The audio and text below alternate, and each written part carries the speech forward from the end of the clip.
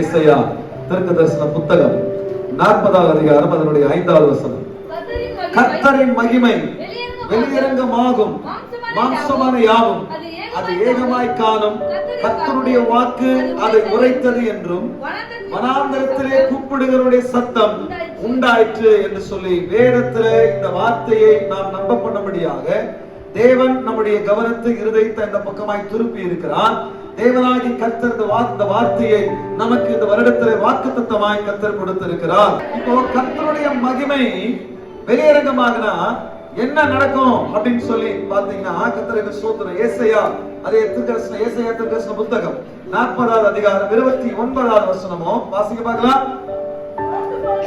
சோர்ந்து போகிறவனுக்கு அவர் பலன் கொடுத்து சத்துவம் இல்லாதவனுக்கு சத்துவத்தை பெருக பண்ணுகிறார். படிங்க 31 படிங்க. கர்த்தருக்கு காத்திருக்கிறவர்களோ புது பலன் அடைந்து கழுகுகளைப் போல செட்டைகளை அடித்து எழும்புவார்கள். அவர்கள் ஓடினாலும் இளைப்படையார்கள், நடந்தாலும் சோர்ந்து போக மாட்டார்கள் என்று சொல்லி ஆண்டவருடைய வார்த்தை சொல்லுகிறது. வேதம் சொல்லுகிறது கர்த்தருடைய மகிமை உங்களுக்காக வெளியரங்கமாகும் என்ற வார்த்தை உங்களுக்கு அது புரிஞ்சாலும் புரியாவிட்டாலும் ஒரு வார்த்தை இன்றைக்கு நான் சொல்லி நான் முடிக்கிறேன்.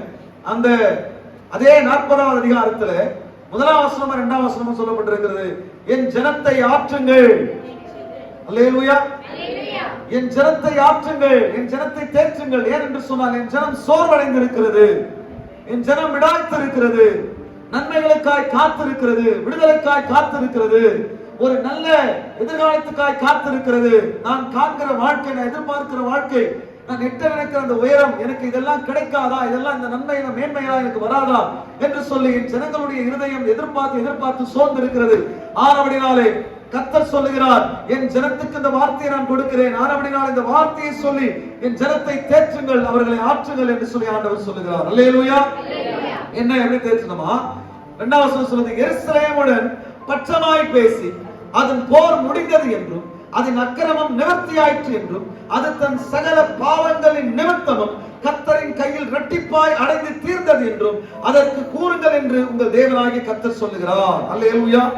அல்லேலூயா. எல்லாவிதம் அனுபவிக்க வேண்டிய எல்லா தீங்கையும் நீங்கள் அனுபவித்து முடித்து விட்டீர்கள். இனிமேல் இந்த புதிய வருடம் கர்த்தருடைய மகிமை வெளியரங்கமாகும். கர்த்தருடைய மகிமை வெளியரங்கமானா சோர்ந்து போயிருக்கிற உங்களுக்கு பலன் உண்டாகும், சத்துவம் இல்லாத உங்களுக்கு சத்துவம் உண்டாகும் என்று சொல்லி ஆண்டவர் சொல்லுகிறார்.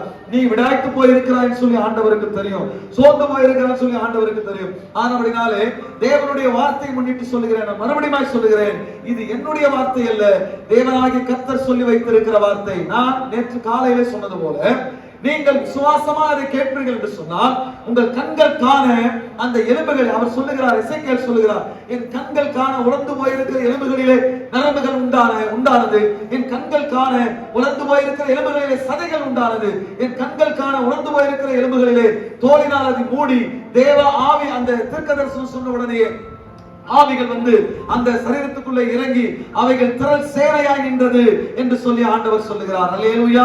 விசுவாசித்தவரே பாக்கியவர் என்று சொல்லி வேதம் சொல்லுகிறது.